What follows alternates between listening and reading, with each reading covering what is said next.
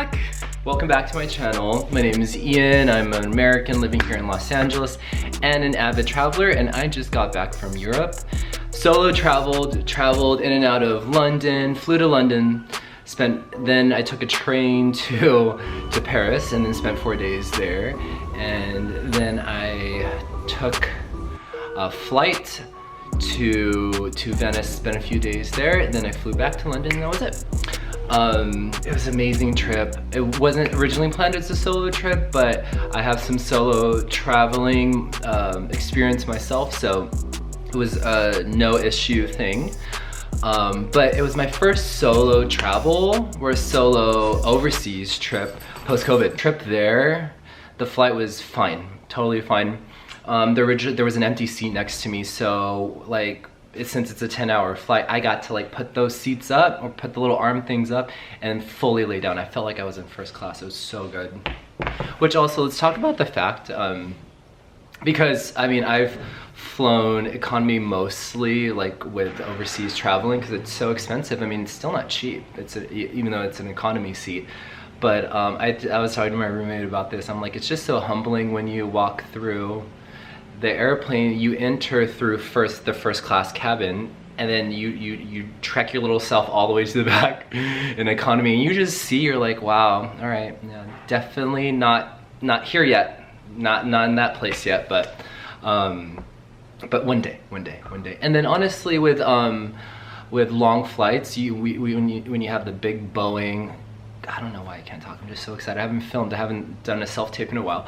But when you have these overseas flights, you have these big Boeing planes, so the seats are just roomier, as opposed to when you're doing domestic flights, like when I'm already in Europe and I was flying from Paris to Venice. They're small planes and you feel everything, and oh my God. The worst part of like any part of my traveling was the flight to Venice from Paris, because at that time, even though it's like springtime, it's quite rainy and it was stormy that day. So it's like maybe an hour flight, and we were descending, and it was bumpy as fuck. It was really scary, and I haven't had that bad of a like flight experience in a while.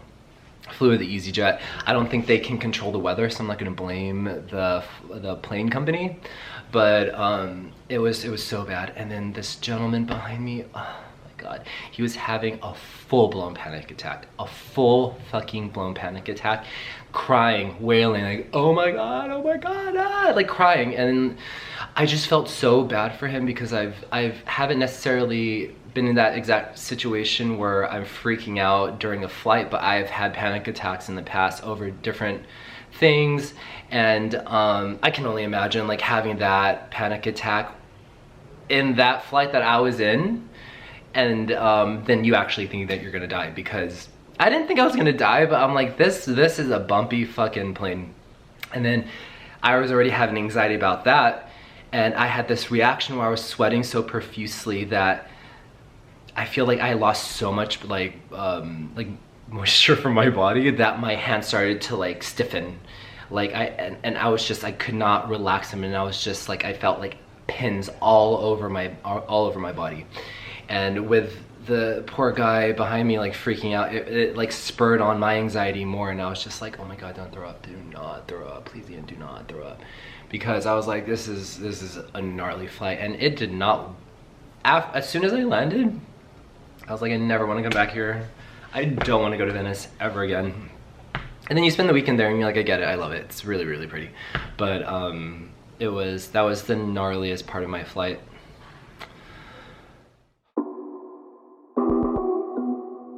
So I'm a little nervous about going. I haven't left the country in 2 years, and let alone after a pandemic. And I was talking to my friend back in Paris, and he said that the restrictions are lessened quite a bit. They don't even have to wear masks anymore. They're not asking for your vaccination cards in most places, I think. Although when I went online, they said they did, but I trust the one who actually lives there. So I'm a little nervous, and you know, it's just stressful, and like making sure like you have a budget together and everything's good. Yeah, so it's just crazy. It's crazy that like I booked the tickets in February and now it's already time. And there's no other decision to be made but start fucking packing. And that's what we're gonna fucking do.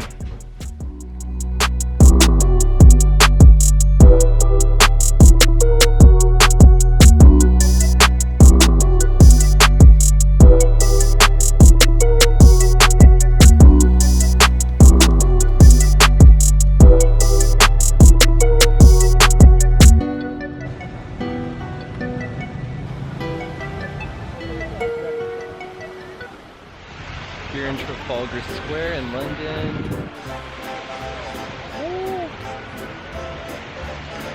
Easy. Place is cool. A giant cupcake. A cherry. And you got the famous lions. I don't know who's on top of that, but it'd be cool to check it out. It sounds beautiful. I'm gonna try to make my way to, because I only got one day here, I'm try to make my way to 10 Downing Street. If you guys don't know where 10 Downing Street is, it is the residence of the Prime Minister. So, we need to find directions. I mean, what? You don't see stuff like this in LA. Well, this is a movie set, and even then, half that would be CG. This, oh, it's just incredible. This is the horse guard gatehouse. Something, I butchered that. Ian, insert actual facts when you edit this.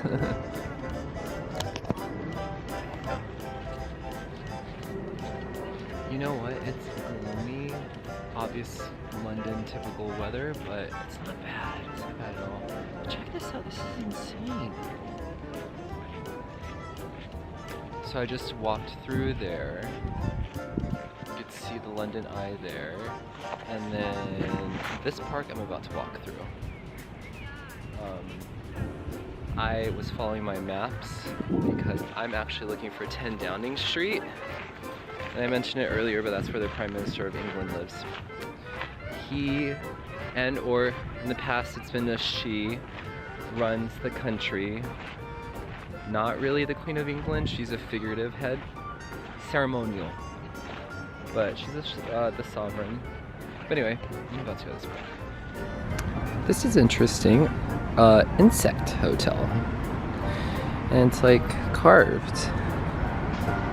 And I guess they're like, oh, they're like bees and whatnot over here. Okay, I'm not gonna get so close, but apparently they're friendly. That's what the sign says, but I think it's really cool.